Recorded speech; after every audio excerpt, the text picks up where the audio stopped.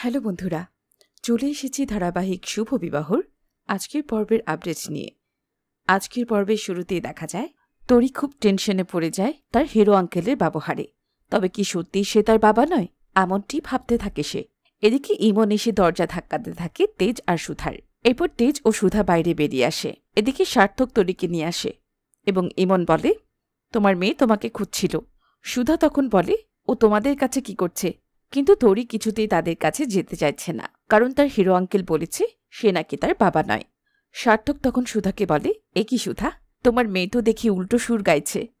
তখন সার্থক তেজকে বলে, এই মেয়ে যদি তোর না হয় তাহলে এই বাড়িতে কিন্তু তোর স্থান হবে না। তেজ তখন তরিকে বলে সে মজা করছিল। তেজ তরিকে কাছে টেনে নেয় এবং তাকে গল্প শোনাবে বলে কথা দেয়। তরি খুব খুশি হয়। সুধা তখন ভাবতে থাকে এসবের জন্য সে তরিকে কষ্ট দিচ্ছে না তো, কারণ তেজ তো এখনো মনে করে তরি তার সন্তান নয়।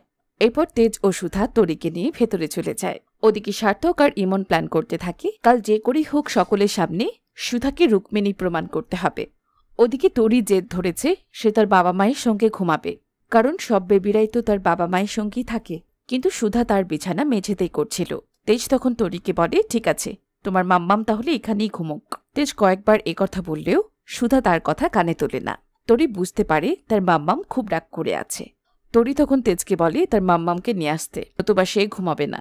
তরির জেদের কারণে তেজ যায় সুধার কাছে এবং তাকে একই বিছানায় থাকতে বলে, কিন্তু সুধার এতে কোনো আগ্রহ নেই। তখন তেজও বলে তারও কোনো ইচ্ছে নেই, তবে তার মেয়েকে বুঝাক না। এভাবেই মা মেয়ের ঝামেলার মাঝখানে ফেসে যায় তেজ। সে জোর করে সুধাকে টানতে থাকে, কিন্তু হাতে চোট পায় সুধা। তখন নিজ হাতে মলম লাগিয়ে দেয় তেজ। এরপর তরি আসে এবং তার মায়ের হাতে চুমু দিয়ে দেয়, আর তার বাবাকেও জোর করে তার মায়ের হাতে হাত বুলিয়ে দিতে। এরপর তেজ তরিকে বলছিল গিয়ে শুয়ে পড়তে। তরি তখন তার বাবাকে বলে তার বন্ধুরা সবাই তার বাবা মায়ের সাথেই ঘুমায়, আর মুম্বাইতে তার খুব কষ্ট হতো, কারণ সে আর মাম্মাম একাই ঘুমতো। তেজ তখন তার বিএফএফ এর কথা জানতে চায়। তখন তরি বলে সে তো অন্য